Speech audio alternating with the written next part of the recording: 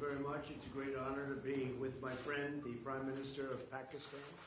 And we have some great discussions going on with Pakistan about a lot of things, including the Taliban and Afghanistan and many other things. And trade, I think, maybe is one of the most important. We're going to increase trade with. We do a very small amount of trade with them, and they want to do a large, and so do we, and we should be able to do that, I think, Wilbur, very easily. So we're going to double, triple, quadruple the trade. It would be very easy to do. They make great product, and so do we.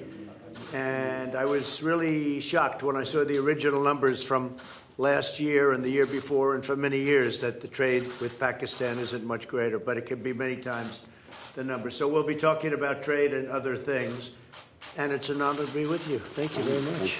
Please.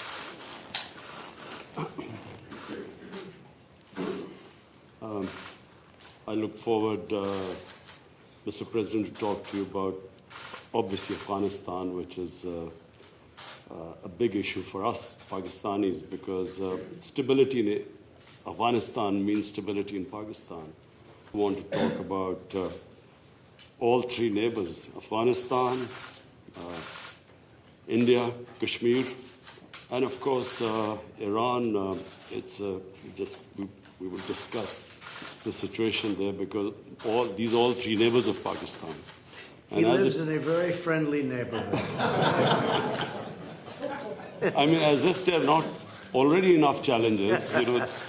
Yeah. Mr. President, after your last meeting with the Prime Minister, you offered to mediate between India and Pakistan over Kashmir. And since then, the situation has gotten more complicated, and India continues to deny or accept any mediation. So where does the offer stand now, and don't you think it would always stand? If I can help, I would certainly do that. And it will be dependent on both of these gentlemen. One without the other doesn't work if you're going to do mediation or if you're going to do an arbitration. But certainly I would be willing to help if both Pakistan, let's say, and India wanted me to do that. I am ready, willing, and able. It's a complex issue. It's been going on for a long time. But if both wanted it, I would be ready to do it. Mr. President, but the only thing is, reverting back to my question in the order of it. Yes. You know, the thing is, you are asking both the parties to accept and agree. One is aggressor, violator of the UN resolutions, and plus non-compliance, plus merging Kashmir into its own territory. This is the kind of reporter I like. I like this reporter. And how can you? Are you a member of this team, or are you? I'm a member of this. I'm not a member of this team. I'm you know what? Independent You're saying what you think. Let me complete my question. No, but I have to be requested. How can you make an aggressor and an aggressor meet and the violation of the UN resolutions? Very fair question or statement. Let me put that one down as a statement, if you don't mind. Thank you. But you're right. You have to have you have to have two parties that want to agree, and when they come, and at some point India may come. I have a very good relationship with Prime Minister Modi. I have a very good relationship with Prime Minister Khan. And if at any time they say, we have some points that we think we can maybe iron out, I think I'd be an extremely good arbitrator. I've done it before, believe it or not, and I've never failed as an arbitrator. I've been asked to arbitrate disputes, pretty big ones from friends, and I've done it in a good, successful fashion. If I can be of help, you know that. If I can be of help, let me know. But you'd have to have the assent also from the other side. Prime Minister John called for a new deal, just moments ago, for a new Iran deal. This is the first time he's called for that. I wonder what your reaction to it, and have you discussed that with him? Well, I think that's why he's a winner. That's why he's a man that's going to be successful in the UK, and I think that's great. You're talking about Boris, yes, right? Talk about Boris. Boris is a man who, number one, he's a friend of mine, and number two, he's very smart, very tough. And he does want a new deal because the other deal was ready to expire. It was a very short number of years left. All that money paid and wasted. You didn't have the right to inspect the appropriate sites. You were looking at sites that would never be used to create nuclear. The sites that they would use, we weren't allowed to inspect. What kind of a deal is that? And ballistic missiles. They're allowed to test ballistic missiles and other things. But one of the biggest things is the fact that the agreement is going to expire in a very short number of years. And what kind of a deal is that? We're dealing with countries. You have to go long term. So I respect Boris a lot. And I am not at all surprised that he was the first one to come out and say that. Mr. President, this is the first time. This is the first time. This is the first time. So this is Yazeb Ali from here when you to Pakistan. So this is the first time we get honest leadership like you in America. And I agree with that. This is the first time you've had So honesty. in You've had a lot of dishonesty, and they've treated Pakistan very badly. So in past, People in my position have treated Pakistan very badly. so in past, And I think that, I wouldn't say Pakistan has treated us too well either, but maybe there was a reason. And in fact, I think there was a reason for it. So in past you have said that you don't trust Pakistan. So when we have honest leadership, I and trust we- Pakistan, but people before me didn't, but they didn't know what they were doing. So it's just one of those little problems in life. No, you know what I do? I trust this gentleman right here. And I do trust Pakistan. I know I have a lot of Pakistani friends living in New York. They're smart. Great negotiators, by the way, in case you had any questions. They're among the toughest negotiators in the world. So you are bringing And you know what? It's all going to work out. But if I can help, I'd like to help. But I don't think you've ever had a president that felt the way I do in a positive way about Pakistan. I don't think you have. I've looked back and I've seen where it was. But I also have a very good relationship with India. I have a good relationship with both. So that if they decide to use that feeling among both, I think we can help out. But this has been a long-standing feud. This has been going on for a long time. So you're Mr. President, yesterday you shared the stage with PM Modi. He alleged that Pakistan is the hub of terrorism. Do you endorse that or do you disagree with that? Because you said that Pakistan has made a lot of Well, I progress. really have been pointing much more to Iran. I mean, Iran, if you look at that's been really the state of terror, and I've been saying it's the #1 state of terror in the world. And the agreement we had does not cover that. It was not doing well. It was doing very poorly. And now Iran is doing very poorly. Iran is a different place than when I took over. When I took over the United States, when I became president, Iran was a real threat to the entire Middle East and maybe beyond. And now they're having very, very big difficulties, to put it mildly. So we'll see. Are you happy with the progress that Pakistan has made, particularly eliminating terrorism? I've heard they've made great progress, and under this leader, he's a great leader. I think he wants to make great progress because there's no solution the other way. The other way is only going to lead to death and chaos and poverty. It's all it's going to lead to, and he understands it. Mr. President, Your are you prime concerned- minister understands it. Are you concerned about the human rights situation in Kashmir?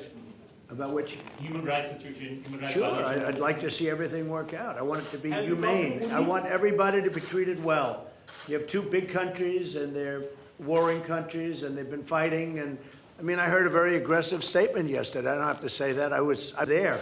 I didn't know I was going to hear that statement, I had said, but I was sitting there, and I heard a very aggressive statement yesterday from India, from the Prime Minister, and I will say it was very well received within the within the room. The statement itself, that was a big room. There were 59,000 people. But it was a very aggressive statement, and I hope that they're going to be able to come together, India and Pakistan, and do something that's really smart and good for both. And I'm sure there's always a solution, and I really believe there's a solution to that. If you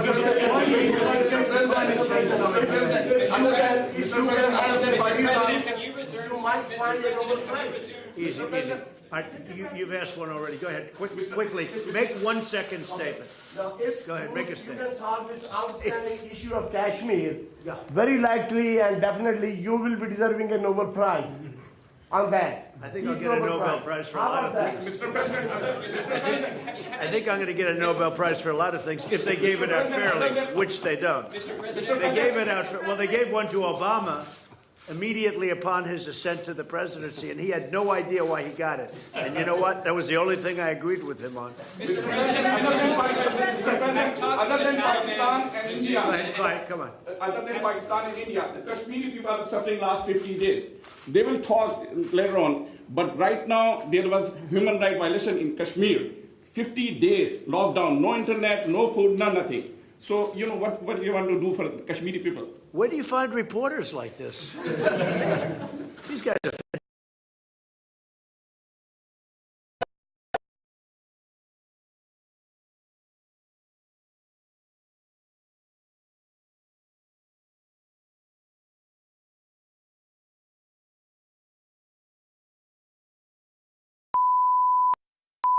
900,000 troops. And it's a humanitarian issue. And so I was going to say that, were you supposed to meet Narendra Modi now, I would have asked you to at least lift the siege. I mean, it's a huge humanitarian crisis taking place. Okay, so we're going to be talking about that We'll in a little discuss while. Mr. President, what are your expectations from American president What about from the the Kashmir US issue? My expectations, President Trump heads the most powerful country in the world. And the most powerful country in the world has a responsibility. And you know this. You very kindly wanted to mediate in this, and you also said that both of us, India and Pakistan, has to agree to mediation. But unfortunately, India is refusing to talk to us. So in this situation, I feel that this is the beginning of a crisis. I honestly feel that this crisis is going to get much bigger, what is happening in Kashmir. So we would like to talk about that later. But just the fact that the position of the United States, it's the most powerful country. It can affect the United Nations Security Council. It has a voice. So we look to the U.S. to put out flames in the world. Are you I will say this, look, out of my respect for your Prime Minister, I will say that many countries wanted to meet with me and us, the United States, during this very short 3-day period, and we were unable to meet with many of them. One of the countries I wanted to meet with was Pakistan and your Prime Minister, and it's an honor to be here with you. And I think you should let us start talking now because, but I do appreciate there's a tremendous spirit from your press. I don't see that. With us, they want to always tear our country down, and with your press, it's really, they would like to see something positive for your country. And I will tell you this, you have a great leader. And he's a good man, he's a nice man, happens to be a great athlete, not that that matters, but it's always nice. You are a great leader too, sir. Thank you very much. You take care of yourselves. Thank you very much.